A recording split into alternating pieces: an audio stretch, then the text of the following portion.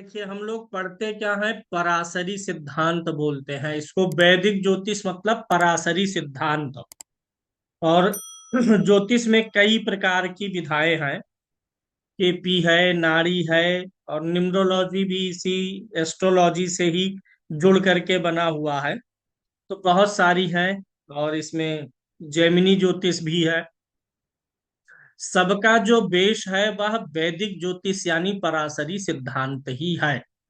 पराशरी सिद्धांत में और दिशा बदल करके थोड़ा सा अन्य विधियों का जन्म हुआ है।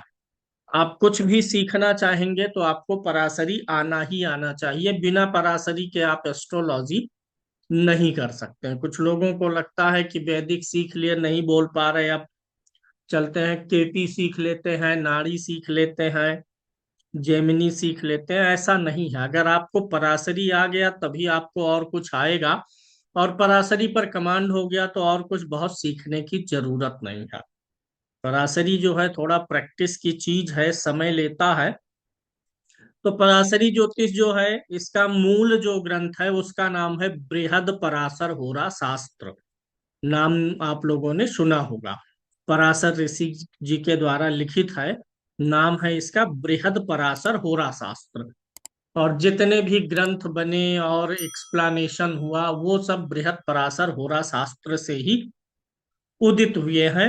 वहीं से निकले हैं। उन्हीं चीजों का एक्सप्लेन करके ग्रंथों को तैयार किया गया, दूसरे ग्रंथ निकले हैं।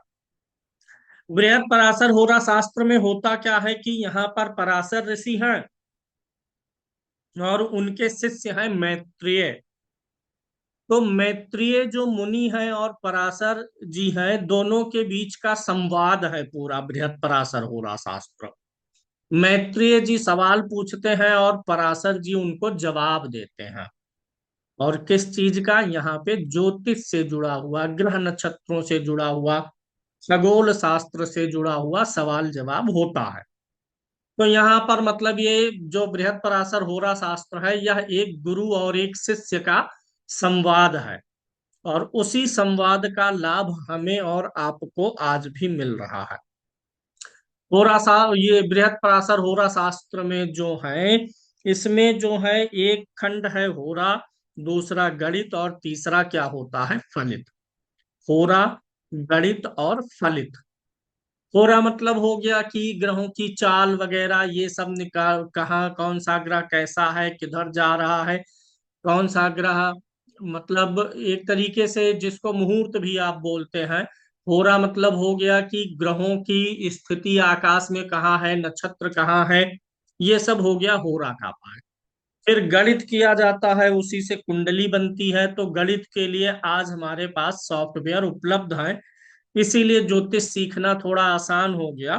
तो आप लोग भी ज्योतिष सीखने आए हैं तो केंद्र आपका क्या है, लक्ष्य क्या है, फलित सीखना। क्योंकि आपको पता है कि गणित आपको मिल जाएगी सॉफ्टवेयर से, विश्वसनीय सॉफ्टवेयर से। पराशर लाइट सॉफ्टवेयर है, जगन्नाथ हो रहा है, ये दोनों सबसे ज्यादा विश्वसनीय सॉफ्टवेयर है। तो गणित तो आपको मिल जाएगी। कुछ बेसिक गणित की कहीं कहीं जरूरत पड़ती है, तो उतना तो मैं यहाँ पर सिखाऊंगा। और तीसरा पार्ट क्या है, फलित का है।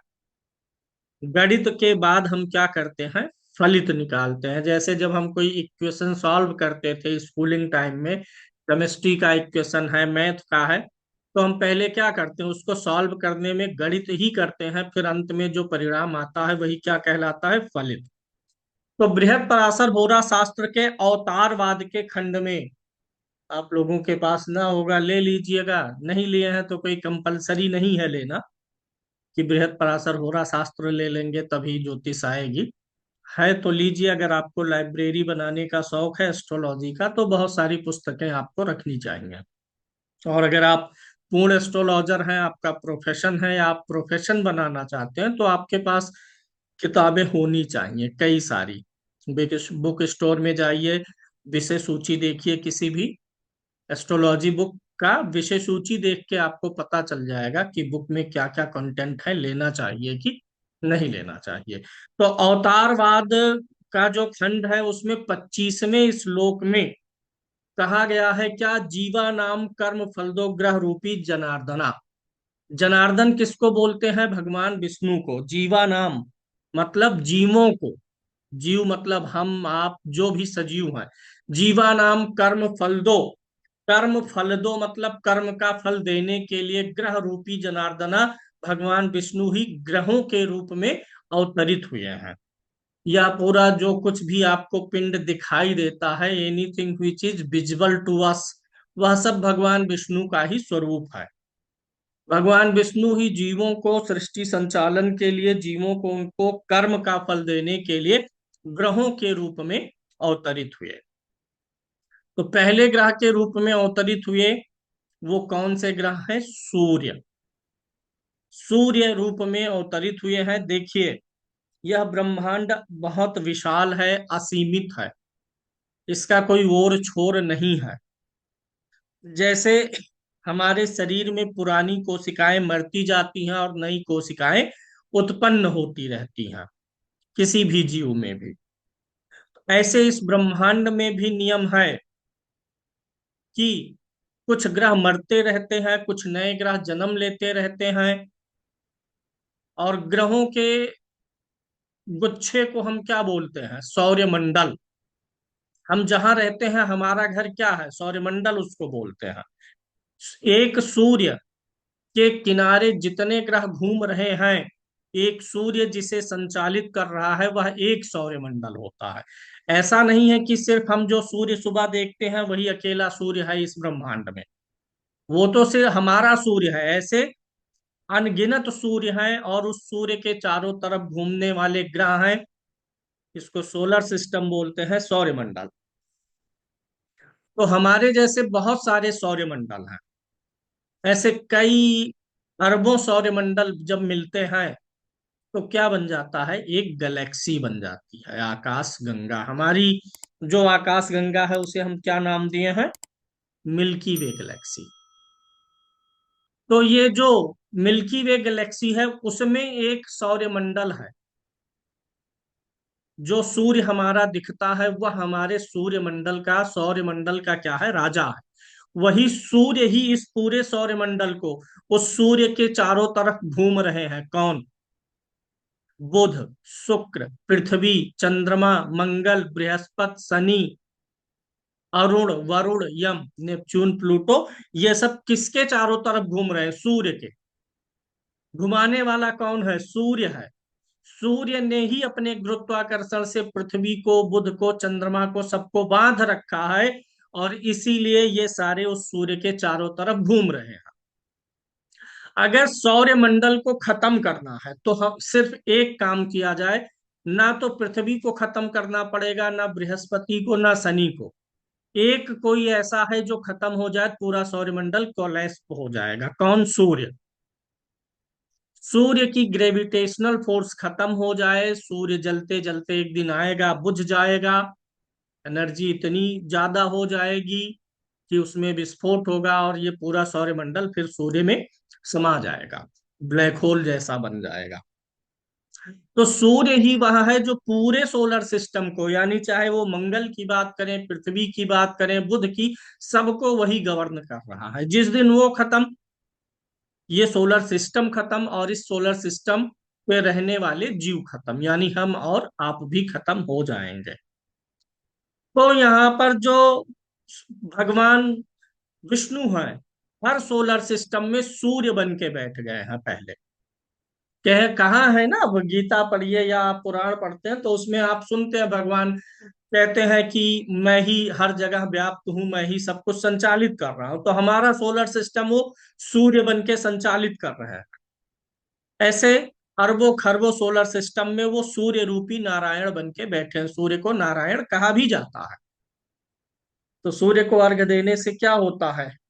सूर्य की उपासना करने से क्या होता है? आप पूरे सोलर सिस्टम के राजा को प्रसन्न कर रहे हैं। सूर्य हमारा और आपका राजा नहीं है, पूरे सोलर सिस्टम का राजा है।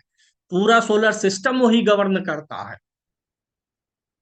तो इतनी बड़ी पावर की हम उपासना करते हैं और इसी बड़ी पावर के चारों तरफ ग्रह लगे हुए हैं। सूर्य महाराज को भगवान विष्णु के राम अवतार से जोड़ा गया। रामायण देखते समय आपने सुना होगा सूर्यवंशी। भगवान राम सूर्यवंशी थे। तो सूर्य जो है नौ ग्रह, अभी हमने आपको कहा जीवा नाम कर्म फल दो ग्रह रूपी जनार्दना, जनार्दन ही ग्रहों के रूप में अवतरित है। तो जो सूर्य ग्रह है वह भगवान का राम अवतार का गुण धर्म लिए हुए है। चंद्र जो है यह भगवान विष्णु के कृष्ण अवतार के गुण धर्म लिए हुए हैं। कृष्ण अवतार चंद्र वंश में आता है। मंगल भगवान विष्णु के किस अवतार से जुड़ता है? नृसिंह अवतार। अभी एक फिल्म भी आई थी, वो उसमें थी, कार्टून वाले टाइप में थी ना, नरसिम्हा क्या नाम था ऐसे कुछ। तो मंगल जो है वह भगवान विष्णु का नृसिंह अवतार है। बुध जो है बौद्धा अवतार है, भगवान बुद्ध बौद्धा अवतार। बृहस्पति जो है ये भगवान के वामन अवतार के स्वरूप है। वामन अवतार समझते हैं? ये बहुत छोटे से बालक के रूप में अवतरित हुए, शुक्राचार्य के पास गए, 3 पग धरती मांगे और 3 पग में पूरा ब्रह्मांड नाप लिए, वो वामन अवतार। तो वामन अवतार का संबंध कहाँ से है? बृहस्पति ग्रह से है। शुक्र जो है इनका संबंध परशुराम अवतार से है। वेस्ट्रोलॉजी सीख रहे हैं तो किस ग्रह का किस देवता से संबंध है, किस रूप में अवतरित हुए हैं, ये जानना जरूरी है। शनि जो है ये कूर्म अवतार है। कूर्म मतलब कछुआ। जब समुद्र मंथन होने लगा, सुर और असुर दोनों समुद्र मथने चले, मद्राचल पर्वत ला करके समंदर में डाले तो पर्वत डूबने लग गया, रुक नहीं रहा था। वासुकी नाग नाग की जो मथनी थी वह उन्हें रोक नहीं पा रही थी। तो भगवान विष्णु कच्छप यानी कूर्म अवतार ले करके, कछुए का अवतार ले करके मद्राचल पर्वत को अपनी पीठ पर रोके थे। तो वो कूर्म अवतार शनि ग्रह से जुड़ा हुआ है। और एक अवतार है राहु मतलब सूकर अवतार। सूकर अवतार में क्या नाम था, देखिए दिमाग से उतर गया। हिरण्या हिरण्याक्ष का वध करने के लिए समुद्र में गए थे भगवान विष्णु, सुअर का रूप धारण करके। आप लोगों में से किसी को अभी दिमाग से हमारे उतर गया।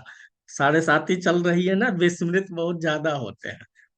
तो वो भगवान विष्णु का जो है वराह, तुषार जी ने बताया वराह अवतार। तो राहु भगवान विष्णु के वराह अवतार से संबंध है। वराह मतलब सुअर होता है। और केतु जो है यह भगवान विष्णु के मत्स्य अवतार से संबंध है। मत्स्य मतलब मछली अवतार। एक राजा गए स्नान करने, मछली मिली, लाके पात्र में डाले, मछली बड़ी होती गई, फिर मछली बड़ी होती गई, स्थान बदलते गए पात्र। ये सब आप लोगों ने देखा सुना होगा, नहीं देखे सुने हैं ये सब कहानियां। तो आप लोग किसी लायक नहीं है। किसी लायक नहीं, क्या करते हैं? खाली फिल्म देख रहे हैं, कपिल शर्मा का कॉमेडी शो देख रहे हैं। तो भगवान विष्णु के इन अवतारों को एक बार देख लीजिएगा, शॉर्ट वीडियो में, हल्के फुल्के वीडियो में देख लीजिएगा। अब तो सीरियल है, पढ़ना भी नहीं है। नालायक है हम राकेश शर्मा। नहीं, नालायक नहीं है, अभी इतनी जल्दी नालायक कहाँ सो जाएंगे। अभी कुछ क्लास बढ़े, पढ़ाए ना, तैयारी किए रहेंगे तब होंगे नालायक। अभी आप पहली क्लास है, अभी 4 क्लास पढ़ने का टारगेट दिया गया है। अब उसको जो नहीं पढ़ पाएंगे वो ऐसा जाने रहिएगा, ऐसा नहीं हम बोल दिए पढ़ लीजिएगा तो बस वही बात खत्म है। 4-6 क्लास बाद हम पूछेंगे, अनम्यूट करेंगे, ऐसे किसी से भी पूछेंगे कि सूर्य की दिशा कौन सी है, मेष राशि की दिशा कौन सी है, मिथुन राशि चर स्थिर स्वभाव में कौन सा है, किस राशि का जेंडर क्या है, पुरुष स्त्री क्या, हम पूछेंगे। तो उसको तैयार करते रहिएगा। तो ये हो गया ग्रहों का अवतार, किस ग्रह को किस अवतार से जोड़ा गया है। अब यहाँ पर चंद्रमा जो है कृष्ण अवतार से संबंध है और मंगल नृसिंह अवतार से संबंध है। मंगल गुस्से का कारक है, सेनापति है, तो इसीलिए मंगल जो है नृसिंह भगवान का अवतार है, केतकी जी। तो यहाँ पर अब हम अगर आगे बढ़े तो देखिए, ईश्वर और भगवान में अंतर है। भगवान किसको बोलते हैं? भगवान, दुनिया को चलाने वाला, उसे हम बोलते, जैसे हम बोलते नहीं गाड़ीवान। गाड़ीवान मतलब गाड़ी जो चलाए। तो ऐसे भगवान, भग संसारवान, चलाने वाला, संसार को चलाने वाला भगवान है। लेकिन भगवान सुप्रीम पावर नहीं है। भगवान दुनिया को चलाता है, लेकिन वह एनर्जी कहीं और से पाता है। वो जहां से एनर्जी पाता है उसे हम ईश्वर कहते हैं।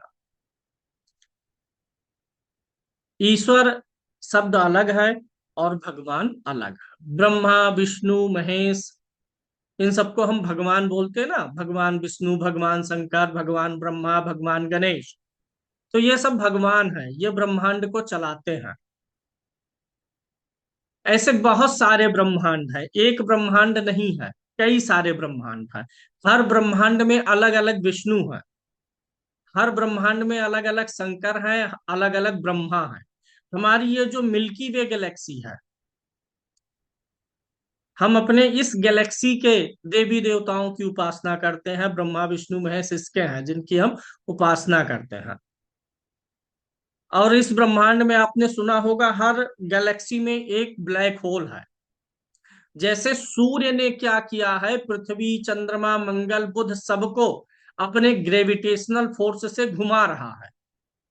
यानी जो हमारा सोलर सिस्टम है उसे कौन चला रहा है? सूर्य। ऐसे कई सोलर सिस्टम हैं, और कई सोलर सिस्टम मिलते मिलते क्या बन गई है? पूरी गैलेक्सी।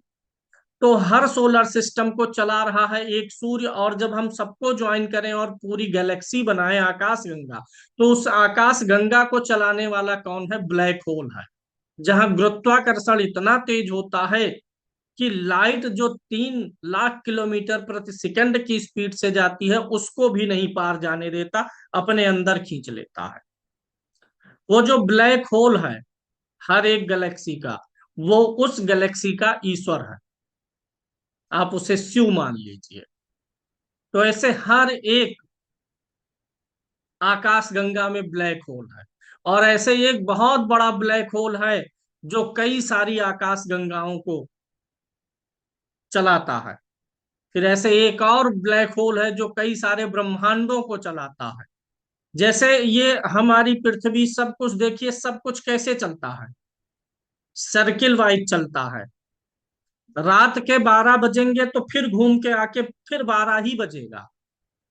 ठंडी आ गई ना, लेकिन ये आई नहीं है, ये पहले भी थी, ये फिर घूम के आई है।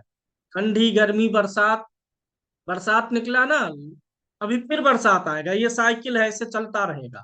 सोमवार के बाद फिर कूदते फादते फिर सोमवार आता है।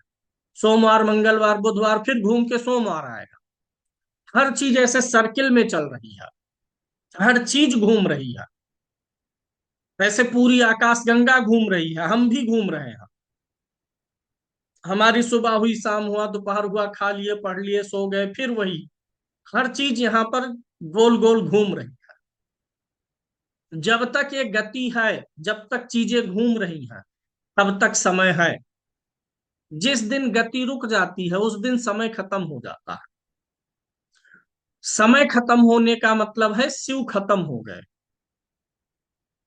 ब्रह्मा विष्णु महेश, ब्रह्मा कुछ नहीं है, ब्रह्मा सिर्फ एलिमेंट है, वाइब्रेशन उत्पन्न करके कहते ब्रह्मा जी ने बनाया। तो ब्रह्मा जी पदार्थ हैं, उनसे बनता है। विष्णु और शंकर कौन है? विष्णु है स्पेस, और शिव है टाइम। समय कहाँ होता है ये बताइए? समय वहीं पर होता है जहां पर दूरी होती है। अगर आपको दिल्ली से मुंबई के बीच दूरी ना हो तो क्या वहां समय होगा? दूरी होती है तभी समय लगता है। दिल्ली से मुंबई जाना है, तो दिल्ली से मुंबई दूर हुआ, दूर हुआ माने बीच में क्या हुई? जगह बनी, जगह ही को क्या बोलते हैं? स्पेस। दिल्ली से मुंबई, दूरी मतलब क्या हुआ? जगह। दिल्ली से मुंबई जाना है, यानी दिल्ली से मुंबई के बीच में क्या है? जगह है। जहां जगह बनता है तुरंत समय शुरू हो जाता है। अब दिल्ली से निकलेंगे मुंबई जाएंगे तो समय लग गया। अगर हम दिल्ली मुंबई महाराष्ट्र, अमेरिका, सूर्य, पृथ्वी, मंगल, सबकी दूरी खत्म कर दे, सब एक पॉइंट पे आ जाए, सब खत्म, कोई किसी से दूर ही नहीं है, सब एक बिंदी में आकर के बैठ के भर के बैठ गए, तो समय भी खत्म। तो ना तो आपको दिल्ली से मुंबई जाना है, ना सूर्य से चांद पे जाना, ना चांद से मंगल पे जाना, क्योंकि सब एक पॉइंट में है। तो ये जो दूरी बनती है, चीजें, एक आप मिट्टी का ढेला लीजिए, उसको तोड़िए, जैसे तोड़ेंगे वो दो टुकड़े में बटेगा, दोनों के बीच क्या बन जाएगा? स्पेस। जैसे स्पेस बना, तुरंत समय आ जाएगा, यहां से वहां जाने के लिए अब आपको समय लगेगा। तो जो ये स्पेस बन रहा है, दूरी बन रही है, ये विष्णु है। और जैसे स्पेस उत्पन्न होता है, तुरंत टाइम भी शुरू हो जाता है। और ये स्पेस बना कैसे? जब गति हुई, एक चीज दूसरे से दूर जाएगी तो गति करनी पड़ेगी उसे ना, मोशन आएगा। तो मोशन से ही, गति से ही इस ब्रह्मांड का, हमारा आपका अस्तित्व है। तो यहाँ पर ये बताना चाह रहा हूं मैं कि जो ईश्वर है, उसमें दो अंश होते हैं, एक होता है परमात्मांश और एक होता है जीवांश। हम लोग जीवांश हैं, हमारे अंदर उस ईश्वर का जीवांश है। और ये जो सूर्य, चंद्रमा, मंगल, राम, कृष्ण, गणेश, हनुमान जी हैं, ये उस ईश्वर के परमात्मांश है। यानी जो बड़ी इंटिटी है, जो पावरफुल है, जिसे हम भगवान कहते हैं, वह उस ईश्वर का परमात्मांश है। और हम लोग जो छोटे प्राणी हैं, मनुष्य है और पशु हैं, पक्षी हैं, इन सब के अंदर उस ईश्वर का क्या स्थित है? जीवांश स्थित है। ये सब जानना क्यों जरूरी है? ये सब जानना इसलिए जरूरी है क्योंकि जो कुंडली भी बनती है, वो भी कुछ अलग नहीं है, वह भी ईश्वर का ही स्वरूप है। वही जनार्दन सूर्य, चंद्रमा, मंगल बने हैं, तो वही जनार्दन क्या बन गए हैं? कुंडली भी बने हैं। लोगों ने इमेजिन करना शुरू किया, कल्पना करना शुरू किया कि ईश्वर कैसा होगा, ईश्वर क्या है। तो पराशर जी ने इमेजिन किया कि ईश्वर जो है, चूंकि मनुष्यों की बात हमें करनी है, तो ईश्वर को मनुष्य के रूप में इमेजिन किए। रवि जी, हम लोग क्या मानते हैं कि ईश्वर है, उसका दिव्य चेहरा है, सुंदर नाक, बाल, आंख है, कभी कभी चार भुजाएं हो जाती हैं दिव्य स्वरूप में। हम कैसी कल्पना करते हैं गीतू जी? हम मनुष्य हैं तो ईश्वर की कल्पना मनुष्य रूप में करते हैं। लेकिन पशु पक्षी, मान लीजिए एक गाय ईश्वर की कल्पना करे, भैंस कल्पना करे, एक तोता कल्पना करे कि ईश्वर कैसा है, तो वो ये कल्पना नहीं करेगा कि ईश्वर मनुष्य है। एक जब तोता, एक पैरट कल्पना करेगा ईश्वर के लिए, तो वो क्या कल्पना करेगा? पैरट के रूप में ही करेगा कि ईश्वर जो है, हम इतने बड़े पैरट हैं, कितने बड़े, 7 इंच 8 इंच के पैरट हैं, ईश्वर 20 इंच का पैरट होगा, बहुत बड़ा पैरट होगा। उसके, उसका जो हरा रंग है वह एकदम से बहुत चमकदार होगा, उसको देखने पर आंखों में हरियाली एकदम से छा जाए। हम लोगों की चोंच थोड़ी सी लंबी है, ईश्वर जो होगा, पैरट कैसे सोचेगा ऐसे? हमारी चोंच थोड़ी सी लंबी है, जो ईश्वर होगा उसकी चोंच एक हाथ की होगी। वह पैरट है, पक्षी है, तो उसी रूप में ईश्वर की कल्पना करेगा। भैंस क्या सोचेगी कि मैं काली हूं, जो ईश्वर होगा वह हमसे और ज्यादा, उसकी काली चमक जो होगी, वह किसी भी भैंस से मिलेगी नहीं, सबसे अद्भुत होगी। हमारी पूंछ जो है, जमीन तक स्पर्श होते होते बच रही है, जो ईश्वर होगा वह एक ऐसी भैंस होगी जिसकी पूंछ बहुत लंबी होगी, जिसकी सींग बहुत सुंदर घुमावदार होगी।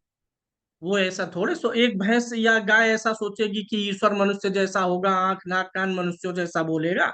नहीं, जो प्राणी जिस योनि में है, उसी योनि में ईश्वर की कल्पना कर लेता है। इसीलिए ईश्वर ने कहा ना कि मुझे जैसा भजोगे मैं मिल जाऊंगा, मेरा कोई स्वरूप है ही नहीं। ईश्वर का वास्तव में कोई स्वरूप नहीं है। ईश्वर निर्विकार है, निराकार है। निराकार मतलब क्या होता है? जो चीज निराकार होती है उसी से सारे आकार निकलते हैं। आप ये सोचिए, अगर किसी चीज का एक आकार हो गया तो वह चीज क्या हो जाती है? फिक्स हो जाती है। अगर ब्रजेश जी, अगर किसी चीज का आकार हो गया तो वो फिक्स हो गया। जैसे ये क्या है? मोबाइल। इसका आकार फिक्स हो गया, अब एक गिलास नहीं बन सकता। तो 12 राशियां हो गए भगवान के स्वरूप। जो मेष राशि हुई, इसे पराशर जी ने कल्पना किया कि यह भगवान का क्या है? सिर है। मेष राशि भगवान का सिर है। ये सिर से चेहरे का हिस्सा मेष राशि। वृषभ राशि की कल्पना की गई गले से। गला जो है और ये आगे की जो थोड़ी वगैरह है, ये गला आ गया वृषभ राशि में। चूंकि वो मनुष्य थे तो ईश्वर को मनुष्य रूप में ही कल्पना करेंगे। और चूंकि ईश्वर खुद कह रहे हैं कि सब कुछ मैं ही हूं, मैं ही सब कुछ बन के बैठा हूं, तो पराशर जी ने कहा मैं कुंडली भी बनाऊंगा जब, तो कुंडली भी में भी आप ही को बैठाऊंगा और उसी से फलादेश करूंगा। तो जो राशि निकाले, मेष राशि और कुंडली का पहला भाव, ये हो गया सिर। वृषभ राशि और कुंडली का दूसरा भाव, ये हो गया चेहरा और गला। ये जो भाव तक का हिस्सा है ये मेष में आएगा, फिर वृषभ में आ जाएगा। जहां से सुंदरता देखी जाती है व्यक्ति की, ये गाल, आंख, नाक, होंठ और गला, ये आ गया वृषभ में। ये कुंडली का दूसरा भाव। और वृषभ राशि, व्यक्ति की जो बाह है और कंधे हैं, बाहुबल बोलते हैं ना, तो व्यक्ति की जो बाह है, जो कंधा है, जो श्वास नली है, ये मिथुन राशि है और कुंडली का तीसरा भाव बना दिया गया। भगवान विष्णु का श्वास नली, कंधा और बाह जो है, ये इमेजिन किया पराशर जी ने कुंडली के तीसरे भाव में। चतुर्थ भाव जो है, ये कर्क राशि, मतलब जो भगवान का चौथा भाग है, शरीर का चौथा भाग, उसको नाम दे दिए कर्क। ये जो मेष है, ये आप ऐसे जानिए कि भगवान का सिर है। तो पराशर जी क्या लिखते? भगवान का सिर। तो उन्होंने कहा इसको भगवान का सिर लिखने के बजाय लिख दो मेष। भगवान का चेहरा और गला लिखते, कहे नहीं ये लंबा पड़ जा रहा, ठीक नहीं लग रहा है। तो भगवान के चेहरे और गले को कैसे लिख दिए? एक संकेत दे दिए कि इसको वृषभ मान लो। बाह और कंधा श्वास नली को कहे अब इतना लंबा लिखें, कहे नहीं मिथुन लिख दो। जब मिथुन लिखा जाएगा तो भगवान का श्वास नली, कंधा और बाह आ जाएगा। ऐसे जो भगवान का जो चौथा पार्ट उन्होंने निकाला शरीर का, उसको उन्होंने क्या नाम दिया? कर्क। और कौन सा पार्ट था ये? व्यक्ति का सीना, फेफड़ा। व्यक्ति का सीना, और सीने के अंदर क्या है? फेफड़ा है। तो ये वाला भाग हो गया कर्क। और भाग कौन सा हो गया? कुंडली का चौथा। कुंडली का चौथा भाव और कर्क राशि, ये भगवान का क्या है? सीना है, चेस्ट है। और सीने के अंदर जो चीजें हैं, फेफड़ा वगैरह है। हार्ट को अलग रखे हैं। हार्ट को और पेट को, जिसको तोंद बोलते हैं, उसको कहे कि इसको भगवान का दिल कहें और तोंद कहें, इससे अच्छा है इसको एक संकेत दे देते हैं। क्या नाम दे दे? सिंह। जैसे हम साइंस पढ़ते थे तो पानी, हाइड्रोजन ऑक्सीजन को संकेत से लिखते थे। हाइड्रोजन को एच से, मेथेन को सी एच, क्या होता था, CH2 कैसे कुछ होता था, हम भूल गए। मारे भी खूब गए थे, हमको ये सूत्र याद नहीं होता था। सिंदूर वाला सूत्र तो कभी नहीं याद हुआ था। उसके लिए मारे गए खूब, लेकिन याद नहीं हुआ। तो हाइ हाइ हाइड्रोजन एच हो गया, ऑक्सीजन को वो बोल दिए, कार्बन डाइऑक्साइड को CO2 बोल दिए। ऐसे पराशर जी कह रहे हैं कि भगवान का दिल और भगवान की तोंद बोलने के बजाय क्या बोल दो, सिंह। और यह कुंडली का कौन सा भाव हो गया, पंचम भाव हो गया। भगवान की आंत, पेट के बाद पोंद वाला जो हिस्सा है अमाशय वाला, उसको छोड़ने के बाद जो आंतों का हिस्सा है उसे बोल दिए कन्या। और छठा भाव कन्या राशि, उसको बोलते हैं कन्या राशि, मतलब भगवान की इंटेस्टाइन, भगवान की आंतें। और सातवां भाव जो है उसे नाम तुला राशि, और तुला राशि से अंग कौन से बने, वस्ति प्रदेश। वस्ति प्रदेश मतलब ब्लैडर, जहां पर पेशाब इकट्ठा होता है शरीर में। जो ब्लैडर है, जहां पर पोस्टेट वाला हिस्सा है पुरुष के, बोलते हैं ना पेशाब की थैली, तो वो हो गया सातवां भाव। तो अब उसको पराशर जी क्या लिखते हमें और आपको पढ़ने के लिए, पेशाब की थैली लिखने के बजाय उन्होंने क्या लिख दिया, सातवां भाव तुला राशि। तुला बोला जाए तो समझ लीजिए। आठवां भाव जो हुआ ये ईश्वर का सेक्स ऑर्गन, गुप्तांग। अब इसको लिखने के बजाय क्या बता दिए कि इसको वृश्चिक लिखा जाएगा। तो वृश्चिक बोला गया तो हमारे उत्सर्जन अंग हो गए। ऐसे जो ईश्वर का जांघ है, ईश्वर का थाई, ये पैर का ऊपर वाला मोटा वाला हिस्सा, तो उसको इन्होंने क्या कहा कि जब ईश्वर का पैर आपको देखना हो, थाई देखनी हो, तो ईश्वर का जंघा लिखने के बजाय क्या लिखिएगा, धनु। क्या लिखना है, धनु राशि। और यह कुंडली के किस भाव में, नवम भाव में आएगी। यानी कुंडली के नवम भाव और धनु राशि से हमें थाई का विचार करना है, जंघा जो बोलते हैं मोटा वाला पैर उसका। भगवान के पैर का घुटना मकर राशि, दसम भाव। पतला वाला पैर जो नीचे है जिसको पिंडली बोलते हैं, जहां बहुत दर्द होता है, जो मांस होता है, बीबी दबाती है तो बहुत अच्छा लगता है, हालांकि जल्दी दबाती नहीं है। उसको पिंडली बोलते हैं। वह कुंडली का 11वां भाव। और नाम क्या दिया गया, भगवान की पिंडली लिखने के बजाय पराशर जी ने कहा इसको लिखिए कुंभ। तो कुंभ बोला गया तो भगवान की पिंडली समझिए। हम में भी ईश्वर है ना, तो भगवान की पिंडली समझिए चाहे अपनी समझिए, पराशर जी ने सब कुछ ईश्वर का रूप लेकर के बनाया है। और 12वां भाव जो हो गया महामीन राशि, ईश्वर का एड़ी पंजा, तो उसको उन्होंने क्या कहा कि एड़ी पंजा कहने के बजाय इसको क्या बोल दिया जाए, मीन बोल दिया जाए।